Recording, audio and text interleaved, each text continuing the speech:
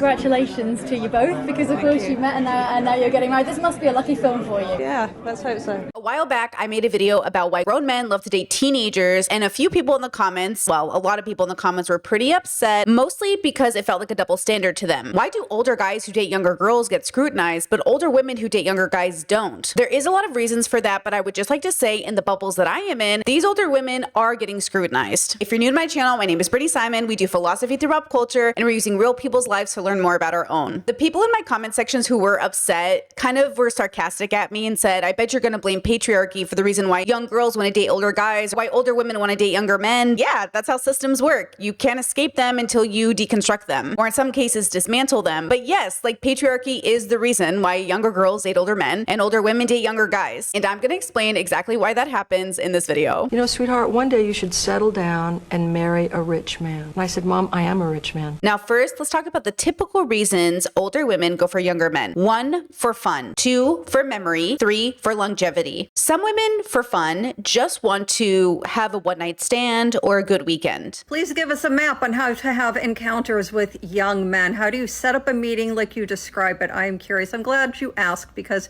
there's a lot of women in this video, in the comment section of this video, that seem to be getting it confused. And I can understand, because I'm talking about older women dating younger men. And that word date, we're using it kind of loosely. How do you usually meet men? On a dating app, right? So when I know I'm looking for a partner for a casual connection, I get myself on a dating app and I specifically state that I'm looking for something casual, something short term. I don't pretend I'm looking for a relationship. They're not looking for longevity or love or even building like a very strong memory. They just want something casual. I had one guy, he lived an hour away from me, and he went to work early and he came to my place and he was happy to do it.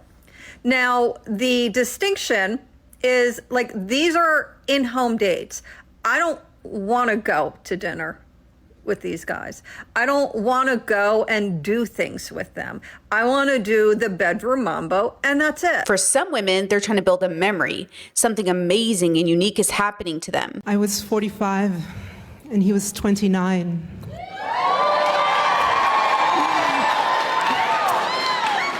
We met in a French medieval village called Bruniquel, and after 4 days of debate, I decided to go out with him. I couldn't resist him. He was the most extraordinary partner I have ever had. I am so nervous. This is artist Ariana Rose. There's not much about her from a quick Google search, but this video came across my feed while I was researching for this podcast. And so many things stood out to me, so I kind of want to deconstruct it together and explain why building a memory is also a part of this toxic cycle of wanting life to feel better than fiction. Even though we know it's already stranger than fiction, we want it to feel like the way we think Hollywood movies play out, or the way a good romance novel can make us feel. And of course, I want to note that she was 45 and he was 29, so he's hardly a young person. And I do think that's important to note. But what I'm going to point out is how both of them fell for a fantasy versus the reality of their dynamic. He loved Roman architecture, and he was building his own house with a patio and a fountain in the middle with columns. He loved nature. He taught me the names and the properties of trees and plants and flowers. He was an outstanding musician. He had created his own style of music that was flamenco music and Irish music put together. And when he played that music, it had delicious, indecent effects on me. Now later on, she will tell us his name and the name of his band. So the internet did its thing and it did find the artist that she's talking about. But before we learn exactly who he is, what's really important is how she sounds talking about the memory of their time together. Not to be crass, but I would say she sounds a little bit like a fangirl or a groupie. She's saying, he taught me the names of plants. okay? She's basically giving him a gold star and thinking he's the most amazing person for doing like basics. And this is the fantasy and the attraction into the memory of this romantic, amazing experience that connected two souls in the whole universe, which means we put aside any logic or health and we just think about the way it makes us feel. And yes, this plays into patriarchy. Patriarchy that trains men into being these like vessels of knowledge, and women, no matter how old they are, quote, learning from these men. Even though he's 29 and she's 45, she's technically bottoming to him. She's learning from him. She's not playing the teacher role, he's playing the teacher role. This whole class is gonna feel my wrath. And I'll go into this later, but there is also a dynamic where the younger men also want the social credit for being, quote, mature enough to be with these older women. I heard an older woman say, I like dating young guys because they treat women better. And I wonder if that's always been true. Like, I wonder if in the 1950s, older women were like, I'm dating this young guy and he is so progressive, he even thinks I should own my own bank account. But listen to the way she explains her thoughts of him. As time went by, he was more and more exceptional. I couldn't understand really what was happening. And tell me, traditionally, do you find men speaking the same way about their younger female partners? Because I don't. The way she talks about her younger partner here is in awe of him. She's amazed at how amazing of a person he is, how smart and talented and beautiful he is. And these are how dynamics can play out gendered and under patriarchy. This is what happens when people don't do the work. They don't seek out therapy. They don't deconstruct. Is they become a 45-year-old woman who's on this, amazing romantic journey with this young man that doesn't even end up with them together. But let's let her tell us the rest of the story. Everything about him was exceptional. I couldn't believe that a man of his age and beauty and talent could be free and even more be interested in a woman of my age. I feel like if you're ever in a relationship with somebody and you think you are less than, and you think that I could never imagine somebody younger being interested in me or even older being interested in me, you're off to a rough start. Again, we want healthy relationships. We don't want toxic ones. And I think there's something inherently toxic about starting off with a conversation where you are less than and they are more than, and you cannot believe they want to be with you. We traveled a lot. We went to a lot of festivals where he performed with this group called Kill the Dog. He used to play Irish music.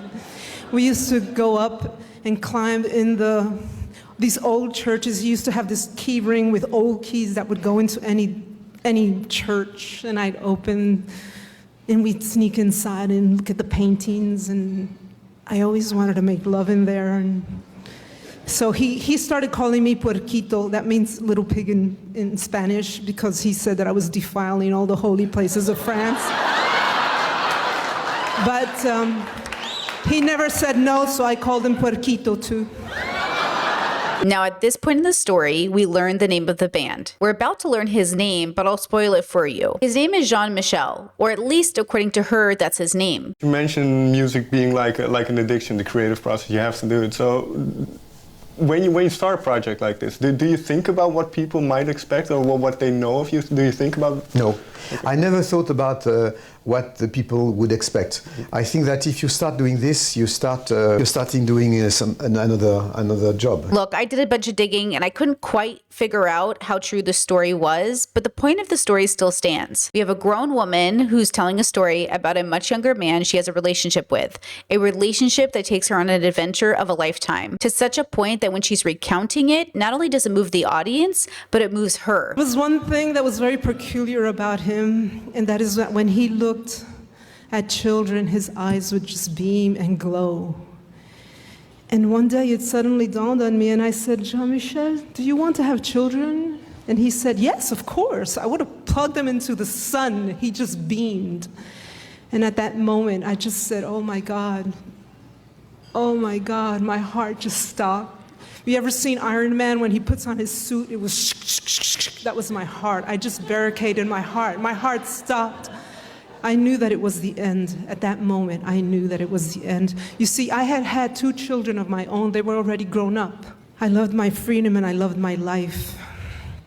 And for nothing in the world was I going to deprive that human being from living the experience of having children. I went home and I cried all night long.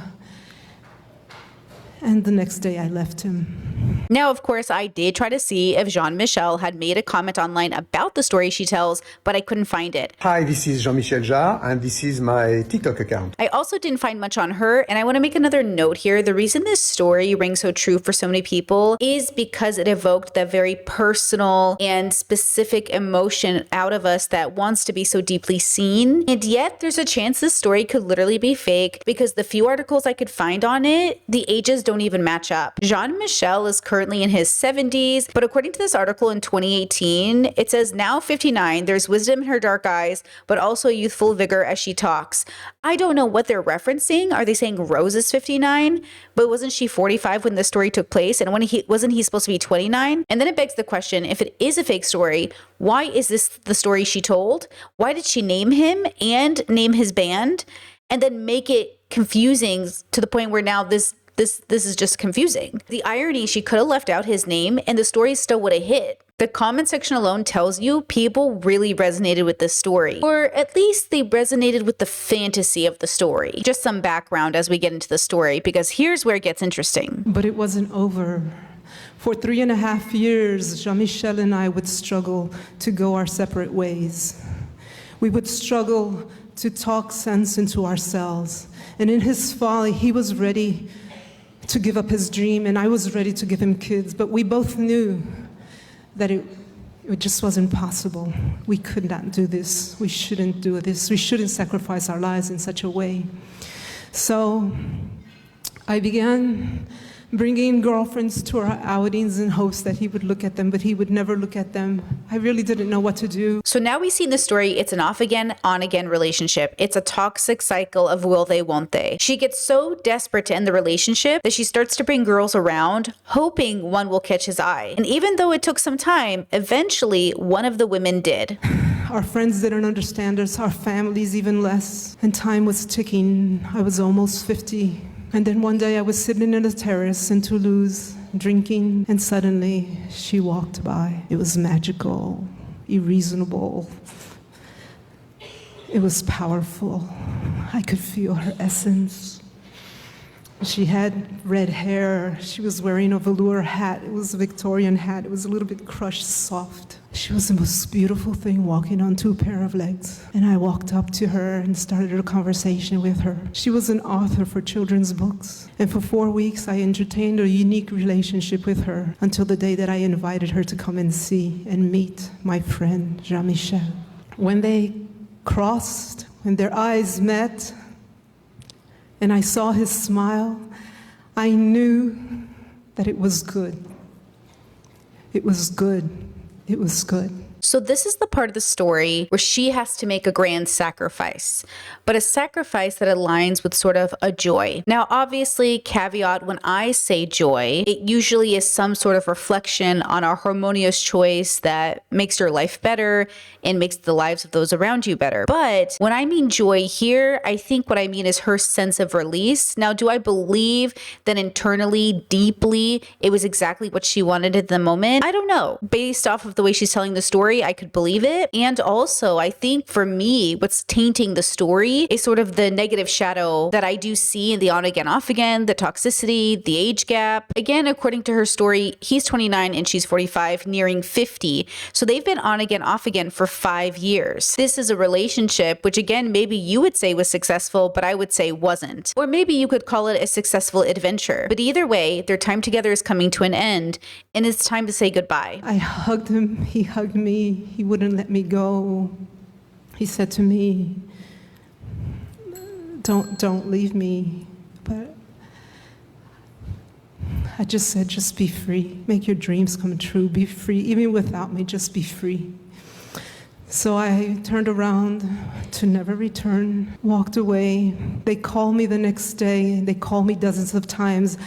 I changed my phone. I moved away. So now we're at the point of the story where she leaves. It's over. Adventure done. We can learn about it, write about it, sing about it, make a movie about it, but it's done. They're never gonna see each other again, right? Wrong. 4 years later, she finds out he's doing an art expo nearby and decides to show up. And what she runs into is a future that they were never gonna have together. But more than that, a future that, according to, depending on who this Jean-Michel is, maybe didn't even happen the way we think. But I'll get into that in a second. I saw that 4 years had gone by, and this beautiful little redhead came running out with curly hair. And she ran towards me as if she had known me all her life, with the beautiful green eyes. And she said to me in French, "C'est toi la fée, c'est toi la fée." That means, "Are you the fairy?" So apparently the implication of this story is that they had a child and the child refers to her as the fairy. So if you look at this, and I know it's Wikipedia, but according to his personal life, this man had a few wives, but his second wife was the one he had 2 children with. And those 2 kids maybe were the kids in the story, or at least the girl in the story. But I just don't think the timing makes sense in terms of the dates, unless I'm like deeply confused when all of this took place. But yet this is the man with the name and the name of the band and the man she references. So again, I almost have to ask myself, who is this lady and why did she make up the story? Or maybe even more than that, why did this possibly fictional story resonate so deeply with people on the internet? Ultimately, young or old, we're fulfilling a fantasy. We're playing a character in a story. And in this story, she was the older woman who met a younger guy who showed her the world. He taught her things, he loved her, he didn't judge her, he gave her a second life. As romantic as the world wants to make this seem, I do think it is toxic. Now, I understand he was 29 and she was 45, so it's, hardly her going after young children, but the age gap plays into the toxicity. It might not exactly be predatory, but it isn't healthy either. Now, this is the fantasy, building a memory. This is somebody who wants something to remember, something so magical you could write a book about it, or a poem, or a song, or a movie. And the last category for longevity, the idea that this much younger person is actually the love of my life. This is Aaron Taylor Johnson. And at 19, he got engaged to 42-year-old Sam Taylor Johnson. And that the decision to marry Sam Taylor Johnson, who is 24 years his senior, at the age of 22, is part of the scrutiny he's had to deal with. Telling the magazine, "What you gotta realize is that what most people were doing in their 20s, I was doing when I was 13. They announced their engagement in the fall of 2009 at the premiere of the film Nowhere Boy, which Sam directed. Yeah, I'm joined by Aaron Johnson and Sam Taylor Wood, both of Nowhere Boy, and you've got a few nominations tonight. It's both of you nominated Best Actor and Best Debut Director. You must be really pleased. Really pleased, really excited. Trying to find his art form and find love, and him growing up between his Aunt Mimi and then discovering his mother, and it's about the early stages in the relationships he goes through, and telling the shocking story. Sam first chose Aaron when he was 18 to star in her film Nowhere Boy. And I would like to believe that she chose him because he's a skilled actor and not because she had the hots for him. In Hollywood, it would not be uncommon for men in power to pick young, vulnerable people to either star or work on their films in hopes to get closer to them. I don't really know if this happened in this case, but I will say I'm very suspicious. Because at the end of the day, why is a 42-year-old getting engaged to a 19-year-old? What are you thinking of the competition tonight? I don't really think about the competition. And look, their relationship is heavily scrutinized. They've had to answer so many questions about it. And to be fair, I think they should continue answering those questions. Because even though they're married now and have 2 kids together, I think it's important for people in community to answer questions about older people marrying younger people. Especially since the last time I made a video on age gap relationships, I shared as an example my family history, where child marriages are sort of ignored or considered a part of the culture. And as outrageous as that sounds to Americans, I also highlighted in my past video that child marriages are also happening in America. So I think we owe it to our communities to have very important conversations about young people getting married to much older people. And I know some people might say, well, at least they got married, right? I'm not sure about that. Best advice you ever got? Don't rest on your laurels. Do something that scares you Something that's out of your comfort zone. To be honest with you, not that I'm hoping for a divorce, but I am hoping that he's liberated out of the condition that brought him into this relationship in the first place. Aaron has said and implied, like many young people do, that they are mature for their age. In my last video about age gap relationships, somebody theorized that Henry Cavill must have been groomed by an older woman, which would explain his behavior. But we have to remember that nobody has to be directly harmed to exhibit behaviors that you would assign to a victim. Because the reality is under patriarchy, everyone ends up being a victim, regardless of gender or status. There's a really powerful and sometimes dangerous idea that's taken root in pop culture. The idea of the alpha male. For decades, the idea of the all-powerful alpha male has dominated media.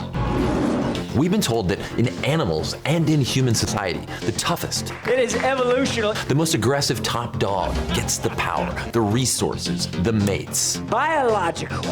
Told to stop being beta, to be the fearless leader of the pack. Take the red pill and you can be an alpha too.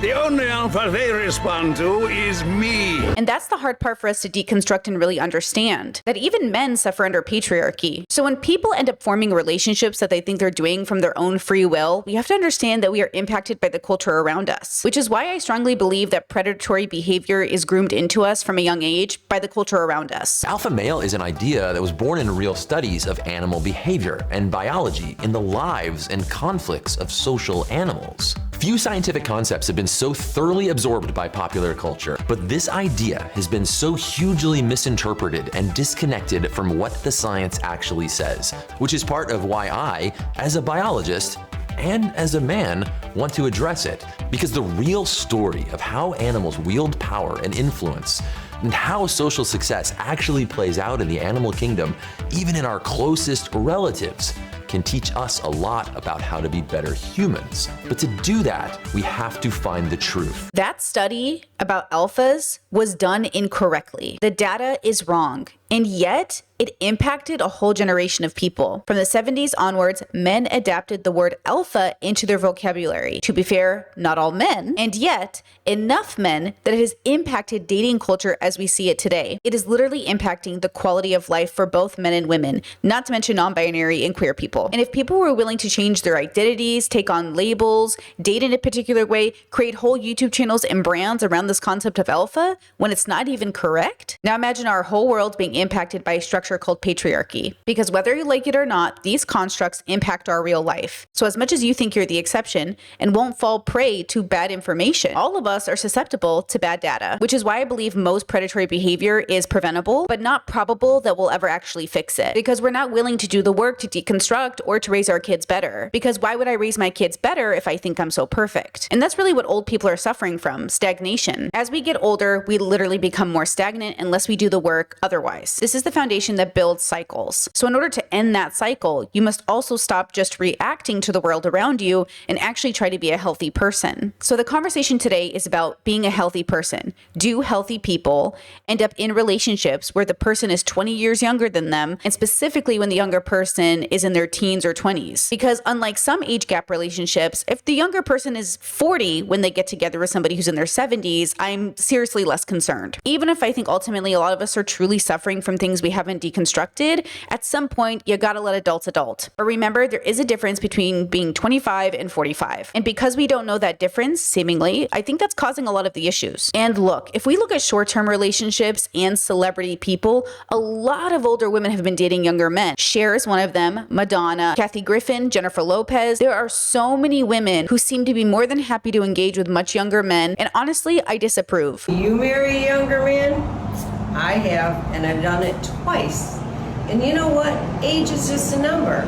But I'm trying to figure out what you guys think about it. I'm just gonna close the door. Ultimately, I hope our concern for young people comes from a desire to see them healthy and joyful. And so once again, age gap relationships aren't inherently wrong. It just depends on how old everybody is and how healthy the dynamic is in general. And you can have a regular relationship with a decent age gap relationship or no age gap relationship, and it's still unhealthy. Ultimately, age gap isn't automatically unhealthy, but it can be a contributing factor if the younger person is very young. Can somebody tell me what it is about young men that like old ladies? Like, the older I get, the younger the man who hits on me. And it's like, you're cute and all, babe, but don't you know I could have birthed you? Oh, I'll tell you exactly what it is.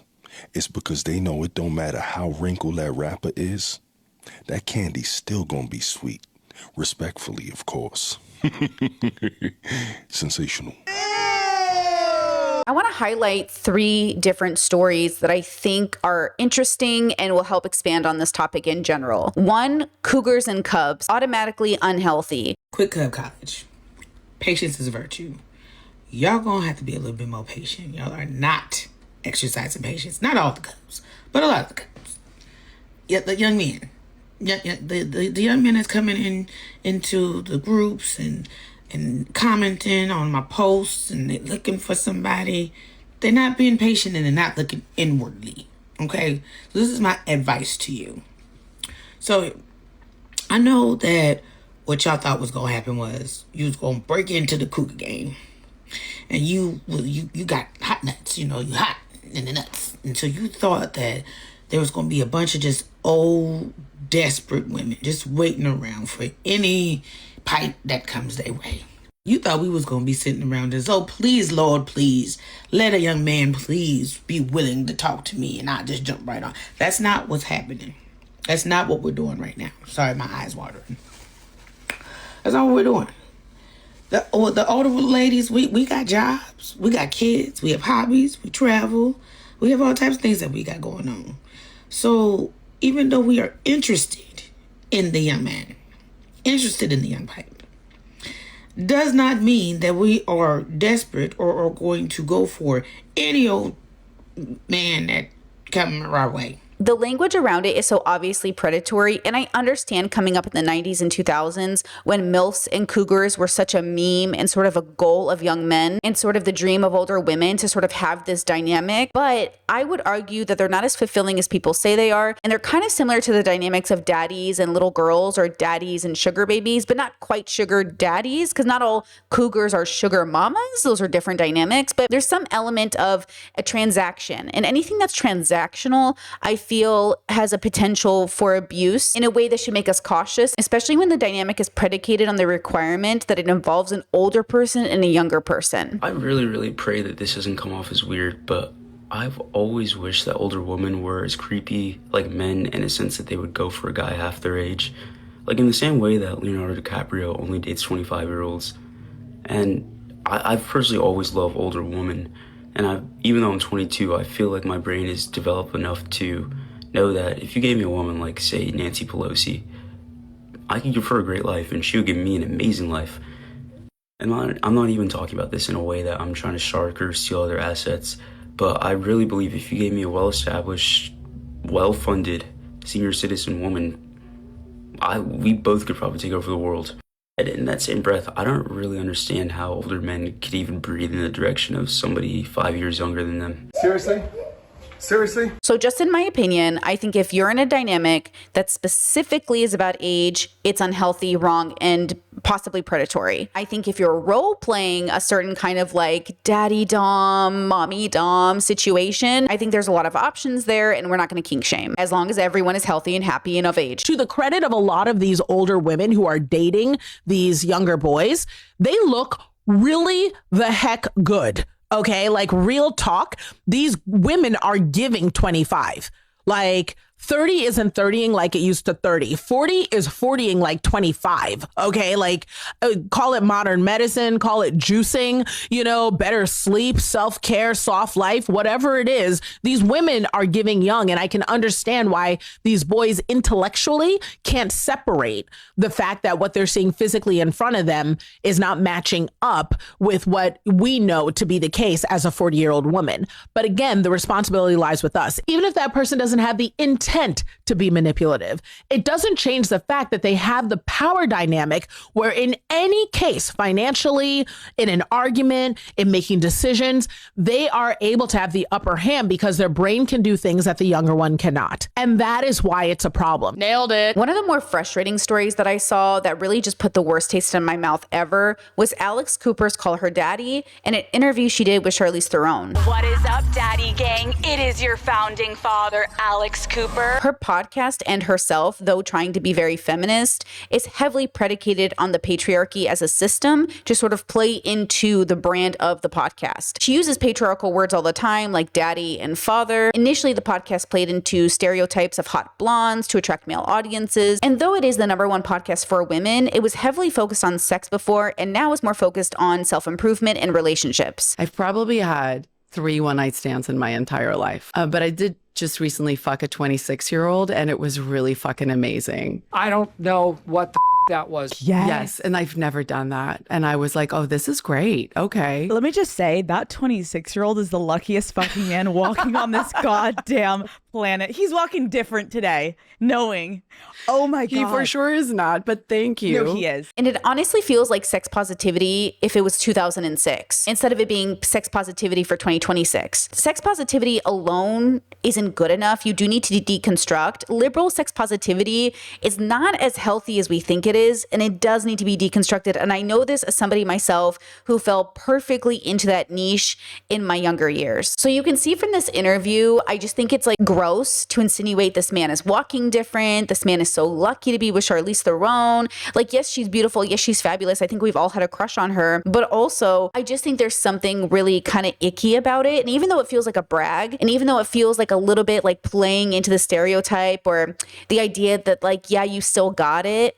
Yes, you still have it, but obviously a lot of the reasons you have it is because you are Charlize Theron. You're using your status and fame in order to have sex with a young person, and this young person gets to go brag they had sex with you, a movie star. It's not that you are a pretty older woman alone, it's the fact that you have status, and that creates a power dynamic. Now look, I don't know what 26-year-old it was. Maybe it was a very famous 26-year-old, and we can talk about if that shifts anything. And to be fair, it was a one-night stand, and I do believe, and this is a caveat, this is a very, very, very specific caveat, I do believe some 26-year-olds can engage with older people in a sexual manner and have it not be abusive. I just think they're not as common as you would think, and I don't think many people are the exception to that rule, but okay. Women who come across as confident, women who come across as like outspoken, ones that wouldn't speak up for themselves, tend to also be in bed people who want to please males. We should be the ones that are like, fuck you, like I'm gonna have an orgasm. And yet my whole life was so concerned about Same.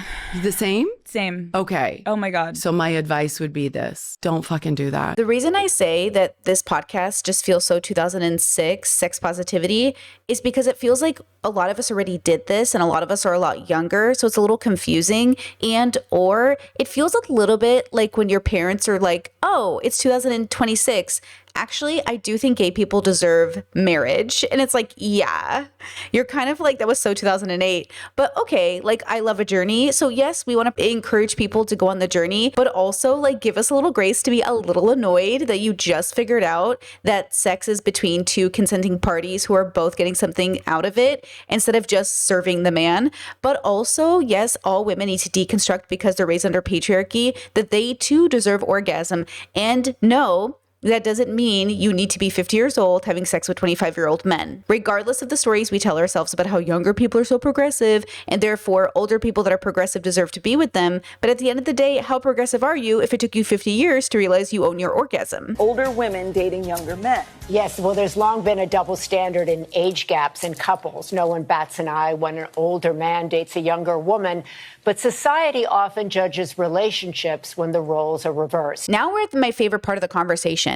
Women who try to have sex like men have sex. Men are trained under patriarchy to have sex in a very specific way, as are women. But if women go to break that stereotype of how they've been trained, i.e. submissive, docile, pillow princess, something along those lines, they try to own their place in the bedroom by being more like a man. And we see this in media as well, from music to brands to even call her daddy, right? Instead of being the best woman, she's showing up as a better man. And I said, Mom, I am a rich man. Cher says, I don't need to marry a rich man. I am a rich man. Now, if you're gender deconstructed, gender fluid, like I myself call myself a man all the time, but I mean this in a gender deconstructed way. That's okay. If you're a man, you're a man, and I respect your gender. But if these are cis women pretending to be men as a way to say I'm a better man than the men, then that's just playing into patriarchy. Because under patriarchy, of course you want to be the best man, because men are better than women, right? Why bother being the best woman when you know men are better? It's exactly what patriarchy wants. It wants to convince you that the only way to be excellent is to be a man. All of these dynamics, all of these relationship structures play into that. These days, women have the economic power.